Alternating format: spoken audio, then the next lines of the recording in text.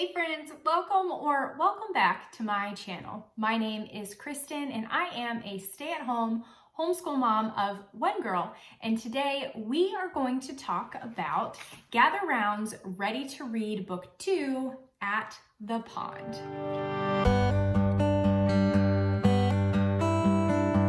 So hopefully you guys have seen my previous video on Gather Round's Ready to Read program. I did a quick flip through of book 1. So if you guys have not checked that out, I will put a little box up top so that you guys can go back there. I give you just a brief overview of the Ready to Read program. And of course, in this video, I will leave a link to Gather Round's website, so you guys are welcome to go check it out from there. So today we are going to talk, well, not talk so much. I'm just going to give you guys a flip through of book 2 from the Ready to Read program. It is At the Pond. Just real quick, the Ready to Read program from Gather Round is essentially their kindergarten age unit studies. It's set up very similarly as the rest of Gather Round's main units. This one specifically has a focus on learning how to read, but it does include your history, your Bible, your science, handwriting, all of those things. So you will see that as we do the flip through. Also, we have completed these. So when I show you the student book, you will actually get a little inside peek of what the book looks like when it's completed. So hopefully that will give you a little bit of a better idea of how the pages are actually used and what is actually being required of your child as they go through the lessons. So let's get into the good stuff. Okay, so here we have the Ready to Read at the Pond Teacher's Guide. As I said in my previous video, I print and bind these at home.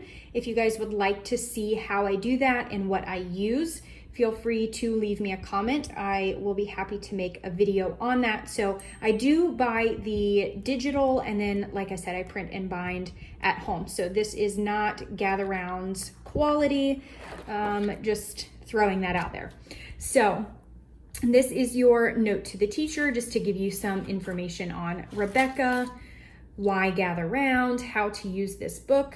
And then here gives you kind of an idea of times that it takes, about 5 to 10 minutes in the teacher's guide, and then 20 to 10 minutes in the student notebooks. Having done 3.5 of these, I would say that's a pretty accurate representation of the time that it takes, at least for us. Some days a little shorter, some days a little longer, of course. Here gives you an idea of what your pages will look like. You get practice on word families, calendar, math, art, Bible. You will make some mini books, science, and social studies. Okay, your quick little supply list is very minimal, which is awesome. We love that. And then, of course, the question of, is it enough? And here we have our scope and sequence. With the scope and sequence, it breaks it down per lesson, what's covered in the teacher's guide, and then additionally what's covered in the student notebook. So this is set up for 9 weeks, so 36 lessons all together. It is set up for a 4-day-a-week school day, with the 5th day potentially being a review. So that's how we do it. We will do the notebook pages Monday through Thursday, and then Friday we just do a quick review and we are done. Table of contents. As you can see, I colored a little bit while we were having a coloring contest. So mom colored and my daughter colored, so that was fun. Here is your brief overview of what is going to be covered in that specific week.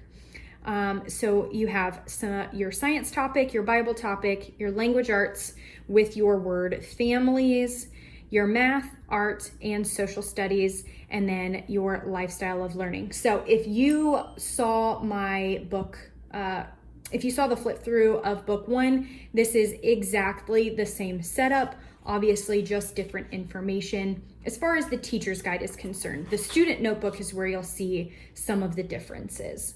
So fresh water, peaceful ponds. So what you'll do is you read this section to your child, okay? She has, some of the words are in bold. You could look up the definition for those. You could use those as spelling words, however you want to utilize those.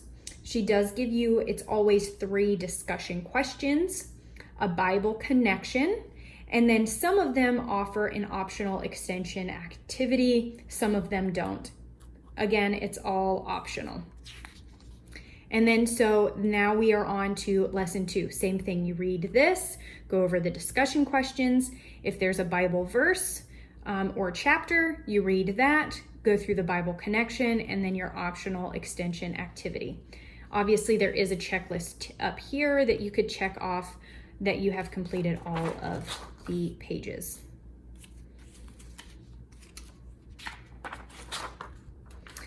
And so now this is the review page. So this is what we do on our Fridays. Very small review, 3 review questions. She does give you an optional activity, and then always a prayer here, which is really nice. So, and then your week 2, and we have started over.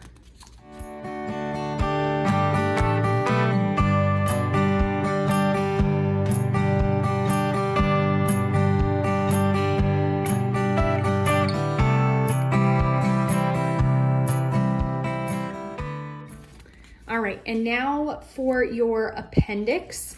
She gives you all kinds of different things you can use in here. This is a reading log. I normally will just take a copy of this and we just stick those in our morning basket. And as we read books, we will kind of fill this out.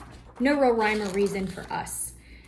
She gives you calendar options or calendar pages that you can use. And then your math manipulatives.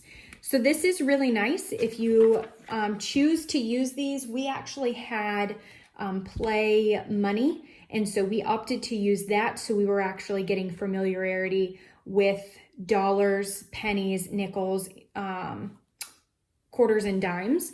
But she does provide this for you if you don't think your child is quite there yet, or if you just prefer to use what's here so you're not spending any additional money. It is nice that it's here.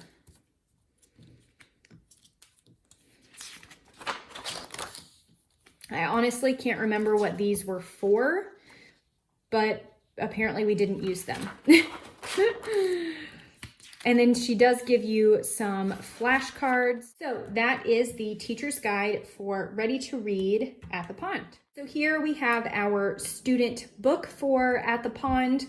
Again, I did do the binding up at the top so that I didn't have to worry about it being in the way of my daughter writing anything, since we are still working on handwriting. So just kind of bear with me as we go through here. I will do my best to give you a good look at things. All right, so your student note from Rebecca. Your scope and sequence is here. And then your table of contents. All right, and so just like in book 1, this is your word families page. So again, it looks very familiar. If you guys saw that video, follows the same thing. The illustrations obviously are different, but it's the same format. It's very easy for your child to follow. And here we are working on calendar. So the math portion for this day was actually filling out a calendar. Here is a language arts page. And it's listen carefully and follow the directions. Haha, love that. This was a Bible page. All right. And then if you guys saw before, again, another sight word. Another sight word page, the same exact format. Love that. Social studies, famous landmarks, This is what a math will look like. Math again. Some more math. Let's see. This is an art page using different lines to make pictures. The concept of time.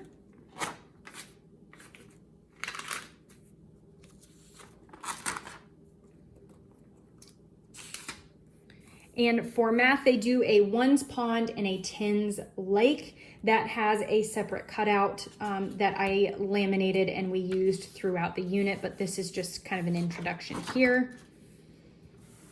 Here again is the true false. So kind of now it's at the beginning of this book versus the end like we saw in the previous book. So it's building up, and then these fun little connect the dots.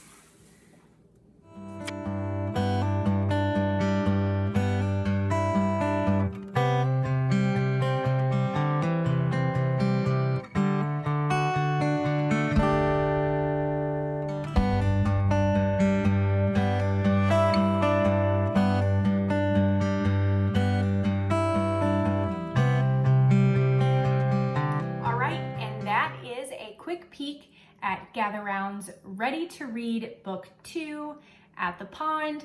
Thank you guys so much for watching as always, and I will talk to y'all soon.